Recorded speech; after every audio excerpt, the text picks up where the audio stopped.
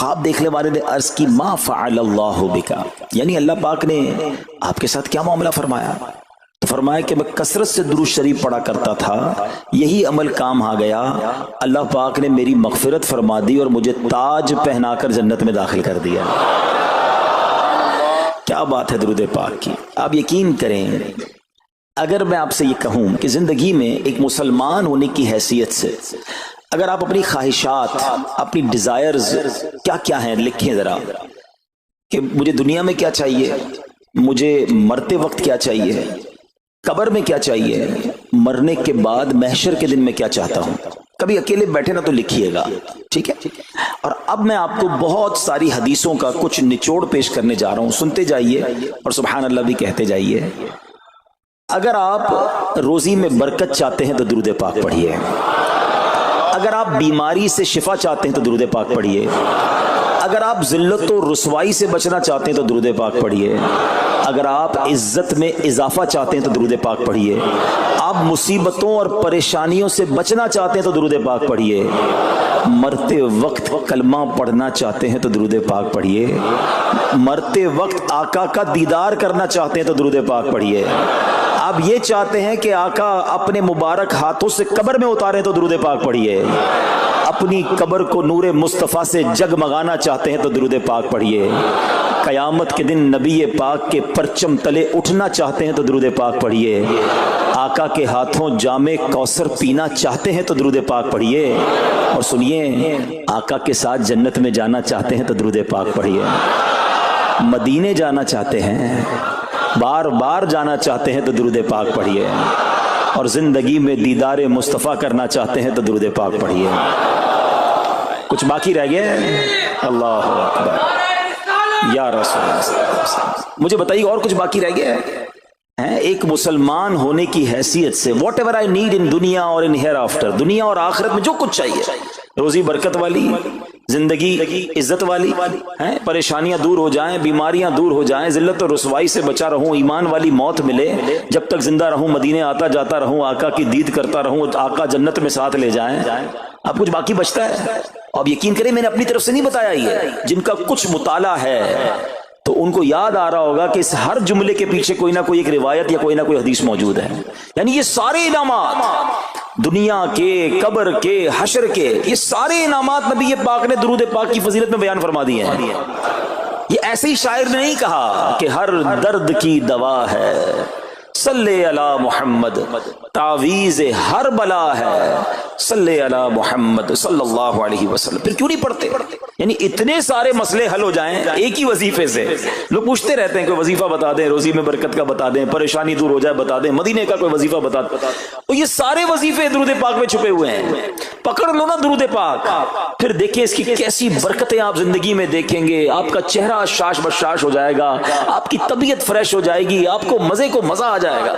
بس درود پاک کی کثرت پڑھتے رہا کریں، پڑھتے رہا کریں، انشاءاللہ برکتیں ہی برکتیں۔ میں بھی نیت کروں، آپ بھی نیت کریں۔ ایک اور خوبصورت بات بتاؤں، جو بڑی خوبصورت آیت ہے، میں سمجھتا ہوں شاید دنیا بھر کے عاشقان رسول کو یہ کم از کم آیت تو سب کو یاد ہوگی۔ کون سی آیت؟ ان اللہ وملائکتہ یصلون علی النبی یا ایھا الذین آمنوا صلوا علیہ وسلموا تسلیما۔ مل کر درود پاک، اللہم صل علی سیدنا ومولانا محمد طب القلوب ودوائها وعافیۃ الابدان وشفائها ونور الابصار وضیائها وعلی آلہ وصحبہ وبارک وسلم۔ اب یہ جو آیت درود ہے نا، شعبان کے مہینے میں نازل ہوئی ہے، تو چلو نیت کر لیں انشاءاللہ اب سے روزانہ کثرت سے درود پاک پڑھیں گے انشاءاللہ۔ آئیے مل کر محبت کے ساتھ ایک بار پھر درود پاک، صلو علی الحبیب صلی اللہ تعالی علی محمد صلی اللہ علیہ وسلم۔ مشہور صحابی حضرت ابو ہریرہ رضی اللہ تعالیٰ عنہ فرماتے ہیں کہ ایک مرتبہ میں رسول اکرم نور مجسم صلی اللہ تعالی علیہ وآلہ وسلم کی اقتداء میں نماز عشاء پڑھ کر واپس جا رہا تھا۔ میں نے دیکھا کہ ایک عورت اپنے آپ کو پوری طرح ڈھانپ کر سڑک کے ایک کنارے پر کھڑی ہے، اور اس نے مجھے پکارا کہ اے ابو ہریرہ ذرا میری بات سنو۔ آپ کہتے ہیں میں قریب گیا، میں خلاصہ عرض کر رہا ہوں، تو اس عورت نے کہا کہ مجھ سے بہت بڑا گناہ ہو گیا ہے، کیا میری توبہ قبول ہوگی؟ حضرت ابو ہریرہ نے اس سے سوال کیا کہ کیا گناہ ہو گیا؟ اس نے گناہ کی تفصیل بتائی، کافی بڑا گناہ تھا۔ آپ نے کہا کہ تو ہلاک ہو گئی اور تو نے دوسروں کو بھی ہلاکت میں ڈال دیا، اتنا بڑا گناہ کیا، اب تم توبہ کی امید رکھتی ہو؟ اللہ پاک کی قسم تیری توبہ قبول نہیں ہوگی۔ جب آپ نے یہ کہا تو وہ عورت خوف خدا سے کانپنے لگی اور اتنا زور سے کانپی کہ کانپتے کانپتے وہ بے ہوش ہو گئی۔ آپ نبی پاک کی بارگاہ میں آ گئے۔ اب آپ کو خیال آیا کہ یار میں نے اس کو کہہ تو دیا، مگر میں نے اللہ کے نبی صلی اللہ علیہ وسلم سے مشورہ تو نہیں کیا، پیارے آقا سے پوچھا تو نہیں۔ اب آپ نبی پاک علیہ السلام کی بارگاہ میں آئے اور آقا سے عرض کی کہ حضور ایسا ایسا ہوا اور ایک عورت مجھے ملی اور اس نے مجھے اپنا گناہ بتایا، میں نے کہا اتنا بڑا گناہ، اب تیری توبہ قبول نہیں ہوگی۔ اللہ اکبر۔ جب نبی رحمت شفیع امت صلی اللہ تعالی علیہ وسلم نے یہ بات سنی تو فرمایا انا للہ و انا الیہ راجعون۔ اے ابو ہریرہ تو خود بھی ہلاک ہوا اور تم نے اس عورت کو بھی ہلاکت میں ڈالا، کیا تمہیں اللہ پاک کا یہ فرمان یاد نہیں؟ پھر نبی پاک علیہ السلام نے قرآن مجید فرقان حمید کی یہ آیت تلاوت کی، ذرا غور سے تلاوت سنیے گا۔ اللہ کریم ارشاد فرماتا ہے بسم اللہ الرحمن الرحیم الا من تاب وآمن وعمل عملا صالحا فأولئك يبدل الله سيئاتهم حسنات وكان الله غفورا رحيما۔ ترجمہ کنز العرفان، مگر جو توبہ کرے اور ایمان لائے اور اچھا کام کرے تو ایسوں کی برائیوں کو اللہ نیکیوں سے بدل دے گا اور اللہ بخشنے والا مہربان ہے۔ حضرت ابو ہریرہ نے جب یہ آیت کریمہ سنی اور پیارے آقا علیہ السلام کا یہ فرمان سنا تو آپ کو احساس ہوا کہ میں نے غلط مسئلہ بیان کر دیا ہے۔ آپ پر یہ احساس اتنا غالب ہو گیا کہ آپ مدینہ منورہ کی اب گلیوں میں آواز لگانے لگے۔ ایک عورت نے مجھ سے رات ایک مسئلہ پوچھا تھا، کوئی بتا سکتا ہے وہ عورت کون ہے؟ آپ سارا دن مدینے کی گلیوں میں آواز لگاتے رہے، مجھے اس عورت کا پتہ بتاؤ جس نے مجھ سے مسئلہ پوچھا تھا۔ اب رات ہوئی تو وہ عورت آپ کو کل والی جگہ پر پھر کھڑی مل گئی۔ آپ فوراً اس عورت کے پاس پہنچے، اسے نبی پاک کا فرمان سنایا اور کہا تمہیں مبارک ہو، اگر تم توبہ کرو گی تو اللہ تمہاری توبہ قبول فرما لے گا۔ اب یہ عورت اتنی خوش ہوئی کہ مارے خوشی کے کہتی ہے کہ میرا ایک باغ ہے، میں نے اپنے گناہ کے کفارے میں وہ باغ راہ خدا میں صدقہ کر رہی ہوں۔ یہ پورا باغ ہے ابو ہریرہ میں اللہ کی راہ میں صدقہ کرتی ہوں۔ اللہ اکبر۔ اے میرے پیارے اسلامی بھائیو، اس ایک واقعے میں ہمارے لیے بہت کچھ ہے۔ پہلے تھوڑا سا تربیت کے مدنی پھول ذرا سمجھیے کہ اتنی بڑی ہستی ہے سیدنا ابو ہریرہ رضی اللہ تعالیٰ، لیکن جیسے انہیں پتا چلا کہ میں نے یہ مسئلہ تو بیان کر دیا ہے مگر نبی پاک علیہ السلام سے پہلے اس کا حکم تو پوچھ لیتا، یہ ہمیں کیا درس دے رہا ہے کہ بغیر علم کے اپنی طرف سے شرعی مسئلہ بیان نہیں کرنا چاہیے۔ جو بغیر علم کے دینی مسئلے بتاتا ہے وہ خود بھی ہلاک ہوتا ہے اور دوسروں کو بھی ہلاکت میں ڈالتا ہے۔ ہاں میں بتاتا ہوں نا اس کا مسئلے کا حل کیا، حالانکہ خود کہیں پڑھا نہیں ہوتا۔ تو جب تک آپ کو علم نہیں ہے، آپ جانتے نہیں ہیں، تو کسی مسئلے کو بیان نہیں کرنا چاہیے۔ دوسری بات کہ اگر خدا نہ خواستہ کوئی غلط مسئلہ بتا بیٹھا یا بتا تو درست رہا تھا، بتاتے بتاتے غلطی کر بیٹھا، تو اسے چاہیے کہ ازالہ کرے، فوراً اس کا جو بھی ازالہ بنتا ہے وہ کرے۔ سیدنا ابو ہریرہ رضی اللہ تعالیٰ کا ازالہ تو دیکھیں کہ آپ کو جیسے ہی پتا چلا کہ اصل مسئلہ یہ ہے، اب آپ مدینے کی گلیوں میں صدا لگا رہے ہیں، تلاش کر رہے ہیں، پورا دن ڈھونڈتے رہے اس خاتون کو کہ میری سے غلطی ہو گئی، میں نے اس کو غلط مسئلہ بتایا، تاکہ اس کو تلاش کر کے اس کو درست مسئلہ بتایا جائے۔ اللہ اکبر۔ صحابہ کرام کی ادائیں بھی کتنی نرالی ہوتی ہیں، اللہ ان کا صدقہ عطا فرما دے۔ اب ہوتا کیا ہے کہ کبھی کوئی غلط مسئلہ بیان ہو گیا یا بیان میں، مشورے میں، درس میں کوئی غلطی ہو گئی، غلطی پتہ چل جائے، اب شرم آتی ہے کہ کیسے کہوں مجھ سے غلطی ہو گئی ہے، میں تو اتنا بڑا مبلغ بن کے گیا تھا، میں نے تو جناب اتنے پبلک میں بیان کیا تھا، اب میں کیسے بتاؤں کہ جناب میں نے یہ غلط پڑھ دیا یا غلط بیان کر دیا۔ حضرت ابو ہریرہ سب سے زیادہ جن کو حدیثیں یاد ہے، مگر سچ بتائیں بات سمجھنے والی پتہ کیا ہے؟ جو لوگ یہ سمجھتے ہیں نا کہ یار غلطی ماننے سے عزت کم ہو جاتی ہے، سچ بتاؤ آج 1450 سال بعد حضرت ابو ہریرہ کا یہ واقعہ سن کے ہمارے دلوں میں ان کی عزت کم ہو رہی ہے، بڑھ رہی ہے؟ Simple is that. غلطی ماننے سے انسان جو ہے وہ نیچا نہیں ہوتا۔ اللہ میرے پیر و مرشد کو سلامت رکھے، جن کی برکت سے لاکھوں علماء بن گئے ہیں، مگر آپ اپنے مدنی مذاکرے میں اپنے ساتھ علماء کرام، مفتیان کرام کو بٹھاتے ہیں، اور اگر کوئی توجہ دلاتا ہے تو لائیو چینل پر آپ فرماتے ہیں کہ یہ مسئلہ یوں نہیں یوں ہے، کوئی عزت کم نہیں ہوتی جناب۔ تو سبحان اللہ، دو باتیں سیکھنے کو ملی کہ پہلے بتانا ہی نہیں ہے، اگر نہیں آتا تو اپنی بڑائی مارنے کے لیے بندہ کہتے مجھے نہیں معلوم، واللہ اعلم میں نہیں جانتا، اور اگر آپ کو لگتا ہے میں صحیح بتا رہا ہوں اور پھر بعد میں کوئی توجہ دلا دے کہ آپ نے غلطی کی ہے تو پھر اس کو بالکل مانے بھی اور اس کا ازالہ کریں. اچھا اب علماء کرام نے بڑے پیارے طریقے بتائے. پہلے تو ظاہر یہ تھا کہ بھائی پبلک میں بیان کیا تو پبلک میں جا کر یا گلیوں میں جا کر آپ نے اعلان کیا. اب تو سوشل میڈیا کا زمانہ ہے, کچھ ویڈیو بنا کے ڈال رہے ہوتے ہیں, انسٹاگرام تو ٹویٹر تو پتہ نہیں کیا کیا چیزیں, موبائل فون, فیس بک, یوٹیوب, تو اب غلط غلط مسئلے لوگ شیئر کر رہے ہیں.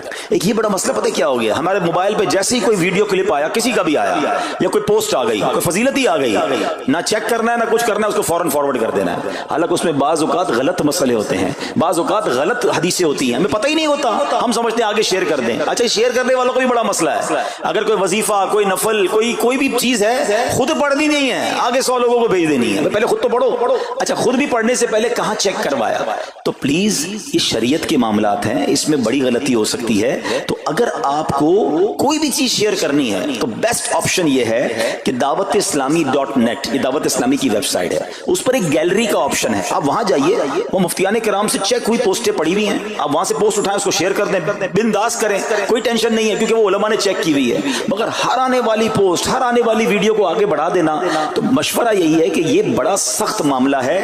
کیونکہ یاد رکھیے قرآن مجید فرقان حمید میں اللہ تعالی ارشاد فرماتا ہے وَمَنْ أَظْلَمُ مِمَّنِ افْتَرَىٰ عَلَى اللَّهِ كَذِبًا, اور اس سے بڑھ کر ظالم کون جو اللہ پر جھوٹ باندھے. اچھا اس کے بارے میں علماء فرماتے ہیں کہ اللہ پر جھوٹ باندھنے والا سب سے بڑا ظالم ہے. جب ہم کسی کو دینی مسئلہ بتاتے تو اس کا مطلب کیا ہوتا ہے کہ اللہ نے فرمایا یا اللہ کے حبیب علیہ السلام نے فرمایا. اس کا مطلب اگر ایسا نہیں ہے تو یہ اللہ پر جھوٹ باندھنا ہو گیا نا. ہم نے تو کہا مجھے تو پتہ نہیں تھا, کسی نے پوسٹ بھیجی تھی, کسی نے بتایا تھا, اچھا میں نے کہیں سنا تھا. اب کئی لوگوں کی تو عادت پتہ کیا ہے, ان کے ساتھ بیٹھو نا تھوڑی دیر بعد کہیں گے اللہ یہ فرماتا ہے, اللہ نے قرآن میں یہ فرمایا. پوچھو کدھر فرمایا, بولا یہ نہیں پتا, اللہ قرآن میں یہ کہتا ہے. کہاں کہتا ہے بتاؤ نا, آیت دکھاؤ. اللہ نے فرمایا یہ کرنا چاہیے, کہاں فرمایا؟ اپنی طرف سے. اچھا کیونکہ کہیں سنا تھا, کہیں دوستوں کی محفل میں آدھی بات یاد تھی. ارے ڈرنا چاہیے کہ میں کیسے کہہ دوں کہ اللہ نے فرمایا, میں کیسے کہہ دوں نبی پاک علیہ السلام نے فرمایا, جب یاد نہیں, پڑھا نہیں. امیر اہل سنت کی آپ نے احتیاط دیکھی ہے, آپ حدیث کی کتاب منگاتے ہیں کہ پورا دیکھ کر پڑھتے ہیں, مگر یہاں تو اپنی مرضی سے چل رہا ہے معاملہ.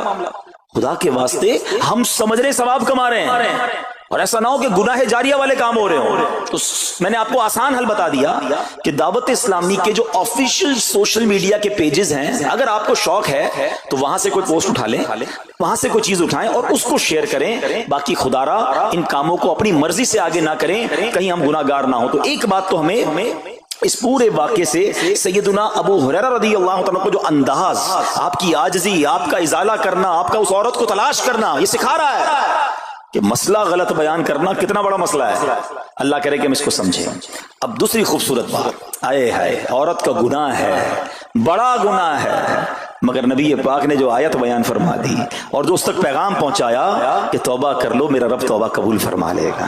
آئے ہائے میرے پیارے اسلامی بھائیو, کتنا ہی بڑا گناہ کیوں نہ ہو جائے, اللہ سے مایوس نہیں ہونا ہے, اس کی رحمت سے مایوس نہیں ہونا ہے. کیونکہ میرے آقا مدینے والے مصطفیٰ صلی اللہ تعالی علیہ وسلم فرماتے ہیں التائب من الذنب کمن لا ذنب لہ, گناہوں سے توبہ کرنے والا ایسا ہے جیسا اس نے گناہ کیا ہی نہیں ہے. ختم, نل اینڈ وائڈ, ڈیلیٹڈ. یہ اتنی بڑی اللہ کی رحمت ہے کہ بس سچی توبہ ہو جائے نا, اللہ اس کو سارے اس کے گناہ معاف فرما دیتا ہے. حضرت عبداللہ ابن عبید رحمت اللہ تعالی سے روایت ہے, فرماتے ہیں کہ اللہ پاک کے نبی اور ہم سب انسانوں کے والد محترم حضرت آدم علیہ السلام نے اللہ پاک کی بارگاہ میں عرض کی, اے رب عز و جل, تو نے شیطان کو میرا دشمن بنایا ہے, لیکن میری اولاد اس کا مقابلہ کرنے کی طاقت نہیں رکھتی. تو اللہ پاک نے فرمایا اے آدم, آپ کی اولاد میں قیامت تک جو بھی انسان پیدا ہوگا میں اس کے ساتھ ایک محافظ فرشتہ مقرر فرما دوں گا جو انسان کے لیے شیطان کی جو چال ہے اس سے اس کی حفاظت کرے گا. حضرت آدم علیہ السلام نے عرض کی مولا مزید کرم فرما. اللہ پاک نے فرمایا اے آدم, آپ کی اولاد کو ایک نیکی کا اجر 10 گنا ملے گا. نیکی ایک کریں گے اجر ملٹی پلائی بائی 10 ہو جائے گا. اور پھر اللہ نے فرمایا اس پہ مزید بڑھاؤں گا, جبکہ گناہ کوئی ایک کرے گا تو اس کے نامہ عمل میں ایک ہی گناہ لکھا جائے گا. اللہ کی شان دیکھو, ایک نیکی اجر 10 گنا, گناہ ایک لکھا بھی ایک جائے گا. حضرت آدم علیہ السلام نے عرض کی مولا اور کرم کر دے. دیکھو شروع سے ہم پر مہربانیاں ہیں. حضرت آدم علیہ السلام بھی اپنی اولاد کے لیے اللہ کی بارگاہ میں عرض کر رہے ہیں. اللہ پاک نے فرمایا اے آدم, جب تک روح انسان کے بدن میں رہے گی میں اس کی توبہ قبول کرتا رہوں گا. جب تک زندہ ہے نا, جب تک توبہ کر لے اس کی توبہ قبول ہو جائے گی۔ اللہ اکبر، کتنا کریم ہمارا مولا ہے، ہمارا پروردگار کیسا رحیم ہے۔ جب بھی گناہ ہو جائیں فوراً اللہ کی بارگاہ میں حاضر ہو جایا کرو، اپنی غلطی کا اقرار کر کے شرمندہ ہو جایا کریں، انشاءاللہ کریم توبہ قبول ہوگی اور گناہوں کی میل سے دامن صاف ہو جائے گا۔ ارے توبہ جب ہو جائے نا اور بندہ سچی توبہ کر لے، دیکھو اللہ کیسا کریم ہے، کیسا کرم کرتا ہے۔ ایک بزرگ کے بارے میں آتا ہے حبیب عجمی رحمت اللہ تعالی علیہ، ان کا نام تھا، ابھی بہت بڑے آپ اللہ کے ولی گزرے ہیں، بصرہ کے رہنے والے تھے، مگر توبہ سے پہلے آپ کی زندگی بڑی عجیب تھی۔ آپ بڑے امیر آدمی تھے، لوگوں کو قرضہ دیا کرتے تھے مگر سود پر قرضہ دیا کرتے تھے، سود لیا کرتے تھے۔ حال ایسا تھا کہ جب کسی سے سود لینے جاتے تھے یا قرضہ لینے جاتے تھے، وہ پیسہ نہ دیتا، لیٹ ہو جاتا تو اس سے جرمانہ وصول کر لیا کرتے تھے۔ ایک مرتبہ ایک مقروض کے دروازے پر گئے، وہ مقروض تو گھر پہ نہیں تھا، اس کی بیوی تھی، تو کہا میرا شوہر تو آج گھر پر نہیں ہے، نہ ہی میرے پاس رقم ہے کہ آپ کو دوں۔ آپ نے کہا مجھے تو چاہیے، کچھ نہ کچھ تو جرمانہ دینا ہوگا۔ تو اس نے کہا ہم نے ایک بکری ذبح کی ہے، گوشت تو سارا بانٹ دیا، کھا لیا، اس کا سر موجود ہے، آپ نے کہا یہی دے دو۔ سود میں پیسے نہیں ملے تو بکری کا سر لے آیا۔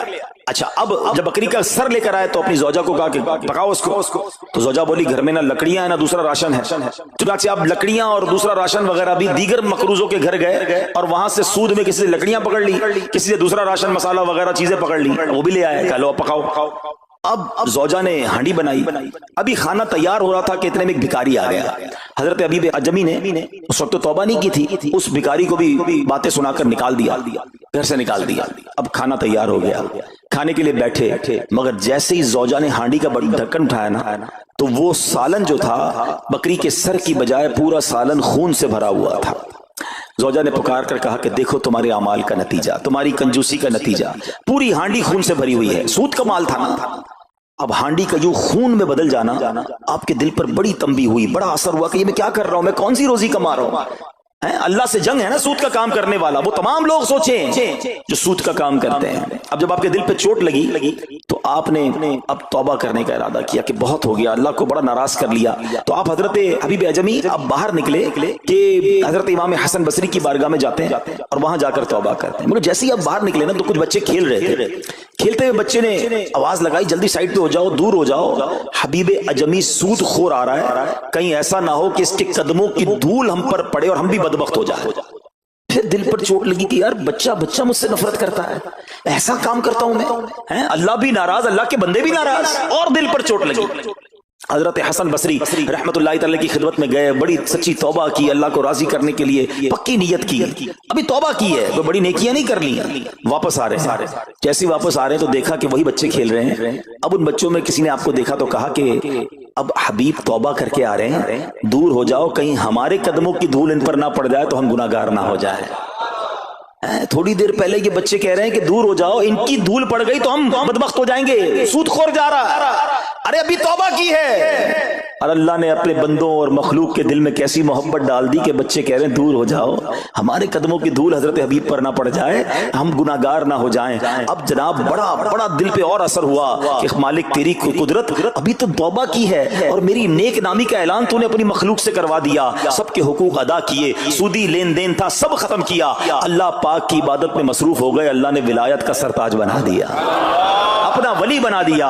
اے میرے پیارے اسلامی بھائیوں، یہ ہے توبہ، اللہ اکبر۔ اے میرے پیارے اسلامی بھائیوں، پتہ یہ چلا کہ عزت دوبارہ مل جاتی ہے، شرط صرف ایک ہے کہ آدمی صحیح راستہ اختیار کر لے۔ اولیاء کرام کی سیرت پڑھ کر دیکھیں، ہزاروں اولیاء کرام ایسے ہیں جو توبہ سے پہلے گناہوں میں مشغول تھے، معاشرے میں انہیں بری نگاہ سے دیکھا جاتا تھا، لوگ ان سے نفرت کیا کرتے تھے، مگر جب اللہ کی طرف آ گئے تو کیا کمال ہوا کہ اب جناب لوگوں کے دلوں میں تو دلوں میں، جانوروں کے دلوں میں بھی اللہ نے اپنی مخلوق کے دلوں میں ان کی عزت ڈال دی، کیونکہ عزت کس کے پاس ہے؟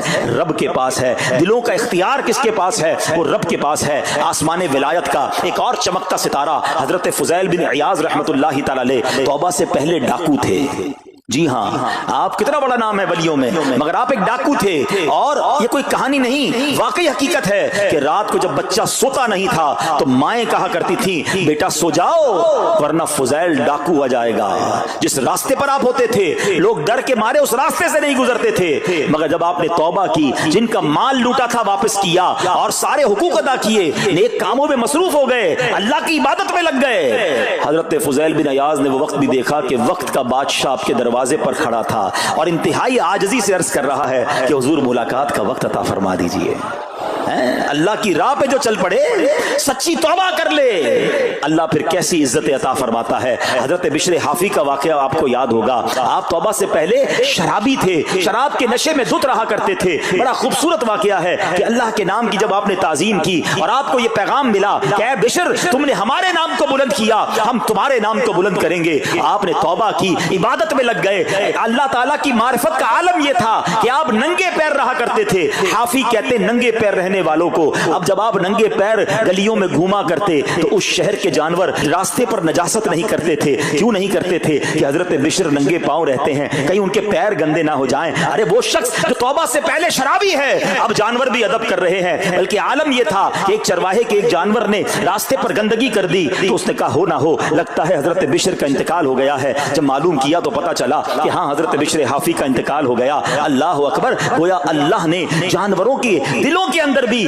उनकी इज्जत डाल दी, क्योंकि उन्होंने रब की बारगाह में सर झुकाया। उन्होंने दुनिया वालों की परवाह ना की, उन्होंने रब को राजी करने की फिक्र की। तो है मेरे प्यारे इस्लामी भाइयों, ये ख्याल दिल से निकाल दो कि जनाब इज्जत पैसे से मिलती है, इज्जत शोहरत से मिलती है। जनाब सूट बूट हो, जरा अच्छे कपड़े पहनूं, अच्छी जनाब लग्जरी गाड़ी से उतरूंगा तब इज्जत मिलेगी। अरे जनाब महंगा मोबाइल हाथ में होगा तब इज्जत मिलेगी। आली शान कोठियों में रहूंगा तब इज्जत मिलेगी। ये भूल है तुम्हारी। आओ कुरान क्या कहता है, इज्जत कहां से मिलेगी, इज्जत किसको मिलती है? अल्लाह कुरान में फरमाता है मन काना युरीदुल इज्जता फलिल्लाहिल इज्जतु जमीआ।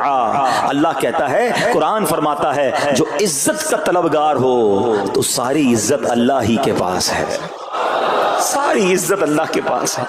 व तुइज्जु मन तशा व तुज़िल्लु मन तशा बियदिकल खैर। खुदा की कसम, दुनिया की सारी दौलत किसी के पास हो, उसके करोड़ों फॉलोवर्स हो, लोग कहते हैं सोशल मीडिया पे फॉलोवर होने चाहिए। आजकल तो किसी का मर्तबा चेक कैसे होता है?